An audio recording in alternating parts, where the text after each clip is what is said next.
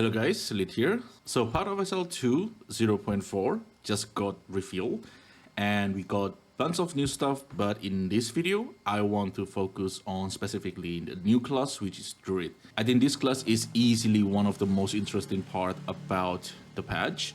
So grab a drink and let's talk about the Druid. So Druid is a strength in class. It has a hyper playstyle, which you are a caster but you also a melee.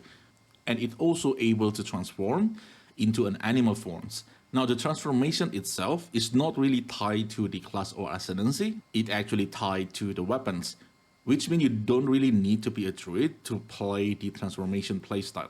And I think this is a good thing because it does open up the possibilities to mix and match between the new playstyle and the rest of the ascendancy. So the transformations is tied to the weapon, and the weapon is the druid talisman. It will occupy the main hand and also the offhand. So this is like a two-handed weapon. So you cannot use shield or focus. We don't really have a lot of information about the druid talisman. For example, it's like what kind of mod you can roll on the druid talisman. We don't have any idea about that one. But I assume it should be equal to two-handed weapon because it is a two-handed weapon. And when you're using the transformations, this is the weapon set that's going to be active. So transforming between the human and one form to another form, you are basically just using a skill and the weapon swap mechanic. And based on what's shown on the trailer and on the gameplay, it seems pretty seamless. And for the transformation itself, we got three forms. The first one is bear, the second one is wolf, and the third one is wyvern. Yes, we get to become a dragon. So didn't see the third one coming, but the wyvern seems really sick. The same thing for the wolf and the bear. So let's start with the bear. The bear, I think this is a form that everyone already seen before. The bear, I think, looks really cool. And it seems like the playstyle will be revolving around the fire elements and rage. So when you transform with the bear, you will get a basic ability maul, which like a basic attack, but it's going to generate you rage. And the other bear skill like trample, slam, or the Armageddon, it will consume the rage. And every time you consume, you're going to get endurance charges, which means in bear, generating endurance charges is probably pretty consistent. And in bear form, you can also use war cry, Inferno Cry to make the enemy explode, or you can use something like Ancestral Cry, which is the one that demonstrated on the teaser. Your trample basically going to leave like bunch of fire around, which looks really cool. And for the wolf, the theme seems to be around cold damage because of the moon, and you do a lot of cold damage. A lot of the wolf skill is also the ice element, so you're going to freeze the enemy, and there's ice fragment, you can create ice fragment, and wolf also can create minions. And the wolf minion hit harder the more wolf you have, so you can always keep generating it by using the mark. And if the bear can use Warcry, the wolf can use mark. And I think the wolf is also able to leap to the enemy. So the wolf seems to be a little bit more speedy than the bear, but I think the bear probably have a better coverage. And for the wyvern is revolving around lightning and power charges. In wyvern form, you can eat corpses or an enemy that almost die, and whenever you use the devour skill, you will get a power charges. It has some melee ability, but it also able to spit fire, which is rolling magma. Probably not the most exciting skill, but you can basically spit out rolling magma. And the cool one is the ultimate ability of the wyvern, where you basically fly and basically spit fire to the ground, which just looks really cool, and it seems like do a lot of damage. And that's basically the basic idea of the transformations. We don't really have much detail on the skill on each transformations, and hopefully we're going to get one at some point before the launch, hopefully. But conceptually speaking, this is really cool. And because the transformation is not really tied to Druid, one thing I think about is Elemental Search on Amazon. Now the Elemental Search itself, it does getting reworked, where basically every time you consume charges, now you gain lightning surges. And Elemental Surge is a skill that you can press, which is going to consume that cold fire or lightning surge, which is basically going to shoot a projectile depending on what element surge you have. So maybe there is a synergy between the, for example, like bear and the Amazons. This seems pretty interesting in terms of like conceptual. And also like the Predator Instinct, which give you a refill weakness against rare and unique enemy, give you more damage, and the Infor Kill also give you more movement speed and more skill speed.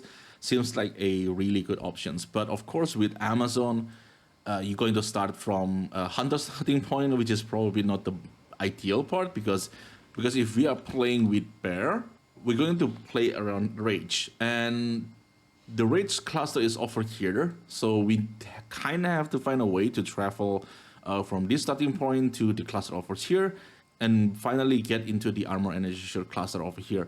So I don't really know how exactly it's going to be done. I mean, we don't even have the final passive tree that's going to be exist on the 0.4. Because there is a lot of changes to the passive tree. We got a lot more new node and all that stuff. But conceptually speaking, starting Amazon is not really that bad of an idea, but probably not something you want to do as a league start. And for the transformation itself, you don't really have to tie to one transformations. I mean, you can play bear and wolf in the same time, or like play, or even like 3 of the forms. Although that's probably going to be really complicated in terms of like the shortcut, and you gotta have to time everything perfectly. It's probably pretty complicated playstyle, but it seems like an interesting idea. And another thing about the transformations, we also get a spell totem, which is basically a totem that can able to cast spell for you. And to use the spell totem, you're also going to need charges. Bear probably will be the majority of the form that you're going to take. Based on like all these new stuff, seems like a lot of them require a lot of charges. And for the druid classes, we got 2 ascendancy. The first one is shaman, and the second one is prophet. Now the shaman, there is the working apocalypse, which you do like the 3 element AoE a lot around you, and it looks pretty cool. And there is a note on the shaman also going to enable you to generate the rage passively, which is going to be synergized a lot with the transformations, for example, like the bear and all that stuff, which probably should be obvious. And the shaman also, I think, have a node that going to give spell damage per rage, which is pretty cool if you want to go on the hybrid playstyle. But I don't really know how the scaling going to works with the hybrid playstyle, because spell and attack is scaled differently. And I don't think we have the Battle Mage Cry on PoE 2, so we'll see how the scaling going to works. But the shaman seems pretty interesting to play, and probably will be the class that I will league start. And it's risky, but it's a new stuff. I want to try it, so hopefully that works well. And for the prophet, this one I'm a bit confused by it, but the whole ascendancy seems to revolve around the clairvoyance, and the conceptually is pretty cool. And there's one ascendancy node on the prophet that are really cool, which allow you to have a extra passive tree, which is hidden to the rest of the ascendancy, but you're able to use it. Now we don't really have a detail on like what kind of passive node that you're going to have from that ascendancy node, but based on the refill, it seems like you get quite a lot of value from that one. And of course, the power of the ascendancy will really based on like how good is that passive node is. If the passive node is strong, then the ascendancy will be really strong. So that's basically the druid, and I'm really excited about it.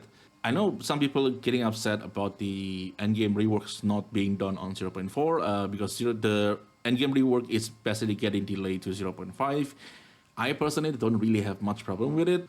I'd rather they launch the new endgame when it is actually ready, rather than trying to, rush it and it end up not hitting the mark and it end up not really working that well and all that stuff. I'd rather they take their time and actually fix the stuff. And this league, we got plenty of stuff. The new fall mechanics seems pretty interesting, and you also can scale them into the endgame. Seems like they learned from the bridge from PoE 1, so that's good. And if the fall mechanic able to be stretched into the endgame, then you have more content to do on the endgame. So I think that's all I have for you today, and hopefully we get more information as we get into the launch, so we can actually have some idea what actually going on the launch date. I will try to theory craft some things. I know the druid is not even here yet. There's nothing I can test. But if we get some information, some details, some number, we probably can work something out. So that's it for me. And thank you everyone for watching. I really appreciate it. And I will see you on the next one.